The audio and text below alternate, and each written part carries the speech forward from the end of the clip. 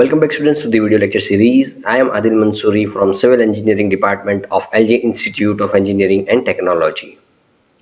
So my dear students, in the previous video we discussed regarding what should be the quality or what should be the qualities of potable water, as well as we looked at what should be the different parameters or impurities which are present in water. Let us have a look at what are the different parameters. So the first parameter is the physical parameters, which include turbidity, color, odor and taste, suspended solids and temperature. Talking about chemical parameters include TDS, that is total dissolved solids, pH, that is power of hydrogen, acidity, alkalinity, hardness, chlorides, fluorides, metals and organic matters. Okay, and last one which we discussed was the biological parameters, that is E. coli test for most probable number. Okay, so if we withdraw water from different sources, then all these physical, chemical and biological parameters needs to be checked before supplying it to the community. Okay, so if any of these impurities are present in the water that we have withdrawn, then we should remove it or bring it under permissible limits. Okay, and then after treatment we can supply it to the community for consumption. Let us have a look at turbidity in detail first. So the presence of suspended material like clay, silt, finely divided organic material, plankton and other inorganic material in water makes water turbid. Okay. The turbidity in water can be removed by filtration, sedimentation or clarification. So let us have a look at the definition. It is the measurement of the extent to which light is either absorbed or scattered. Okay, so let me show you the picture. So as you can see, in left glass water is transparent and in the right side glass the water is turbid, right? So if you try to pass the light through the glass of water which is transparent, then the light will pass through it. Okay, but if you try to pass the light through the turbid water, that is the second glass, right, what will happen is the light will absorbed, right, light will be absorbed or otherwise it will be scattered. Fine. So the measurement of this extent of light which is absorbed or scattered is known as the turbidity. So how should be measurement done? So turbidity is expressed in terms of parts of suspended matter per million parts of water by weight, that is ppm, that is parts per million. Okay, so 1 ppm is equivalent to 1 milligram per liter. Turbidity was previously determined by Jackson's Kendall turbidity unit, right, that is JTU, but this unit is now replaced by more appropriate unit called nephelometric turbidity unit, which is known as NTU. Okay, so what are the different methods of measuring turbidity? So turbidity rod, which is relatively less accurate, then Jackson's turbidity meter, which measures turbidity above 50 ppm. Then there is a Bailey's turbidity meter, which can measure up to 0 to 2 ppm, and nephelometer, which is accurate and it has a wide range of 0 to 2000 ppm. Okay, so nephelometer is nowadays used for measuring the turbidity.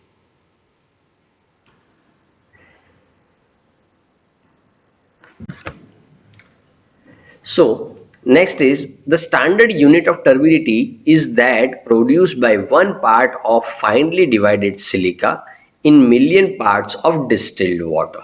Okay, so the permissible limit of turbidity for public water supplies is 5 to 10 ppm, right? So this question is usually asked in viva voce, so you can remember. Next is, what is the environmental significance of turbidity, right? So the presence of turbidity in natural water body imparts color. Okay, that is, if turbidity is present in natural water body, then it will impart color to the water, right? It interferes with penetration of light and photosynthesis process, right? Because we know that using light and with the phenomenon of photosynthesis, this green plants or algae, they usually produce their own food, right? That is photosynthesis. Fine. So if water is turbid, then light will not pass through the water and photosynthesis will be hindered. Okay. Then water containing clay and other suspended particles may require treatment to make it suitable for intended usage. Clear? Let us now talk about color. So pure water is colorless, but the presence of suspended solids give apparent color to the water, while dissolved solids may impart true color to the water. Okay, then this color in water is due to organic matter. For example, if leaves are present, or woods are present, or weeds are present, right? Then industrial waste of paper and pulp production, then textile, then dyeing operation, and presence of iron and manganese oxides. So these are the responsible entities or things which are present in water, which can impart color to the water. These can be removed by aeration process, adsorption process, and oxidation process.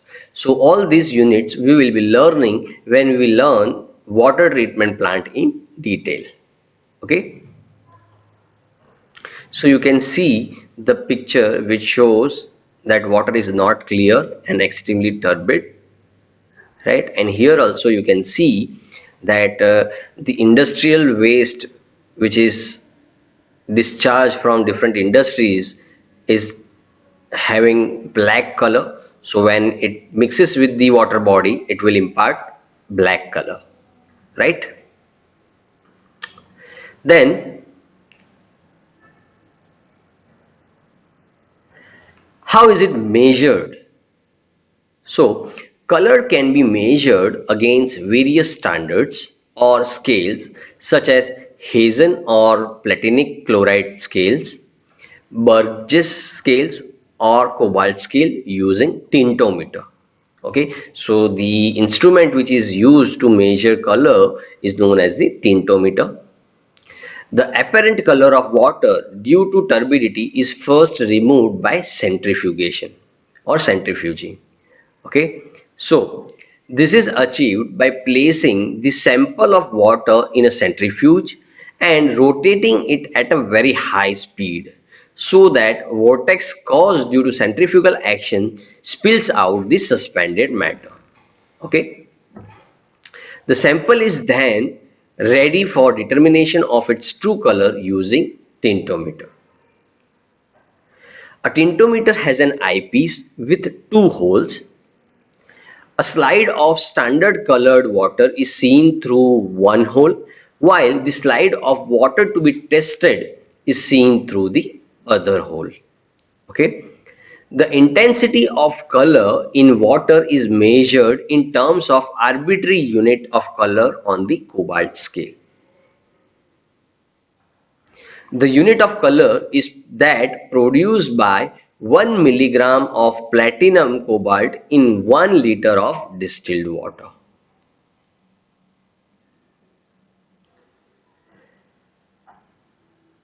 So what is the environmental significance? So for public water supply, the number on cobalt scale should not exceed 20 and should preferably less than 10. Presence of color in water is not aesthetically acceptable. So if you are getting sometimes or if you are getting water from municipality, then sometimes there is turbidity in water, right? So you feel not comfortable consuming that particular water. right? So presence of color in water is not aesthetically acceptable. Highly colored water is not suitable for dyeing, laundering, or for production of beverages and dairy products, right? Because it will impart its own color. Clear? So next is odor and taste. The odor and taste in water may be due to the presence of mineral salts, domestic sewage, decomposition of organic matter, or industrial waste, chemical compounds as phenols, etc.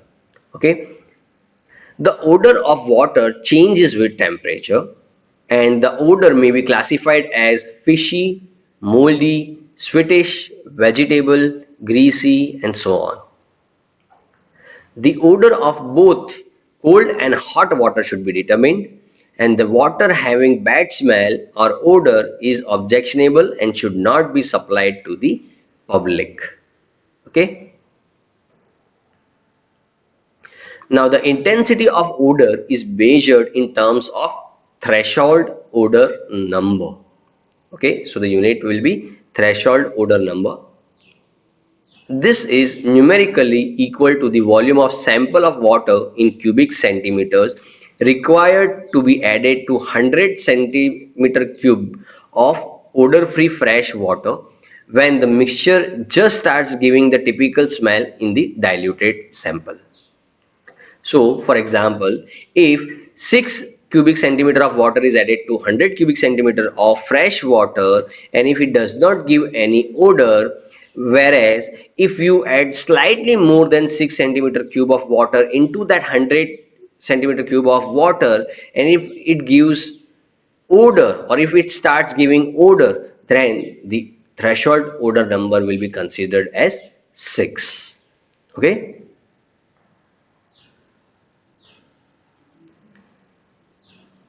So what is the environmental significance? Again, so for public water supply, threshold number should not be more than 3. Okay, so let us now move towards the next topic, that is the suspended solids, right? So the suspended solids are inorganic particles such as clay, silt, and fine sand, and organic particles like plant residue, bacteria, or algae which are present in water. So size of these particles varies from 100 micrometer to 1 micrometer. So if I talk about the environmental significance, the presence of suspended solid in water is displeasing, and degradation of organic matter may lead to objectionable smell. Okay. Let's talk about temperature. So the temperature of water supplied for domestic usage should be between 10 degree to 20 degree centigrade. Temperature higher than 20 degree centigrade is objectionable. Okay. So dear students, these were the physical parameters that needs to be checked before supplying water to the community.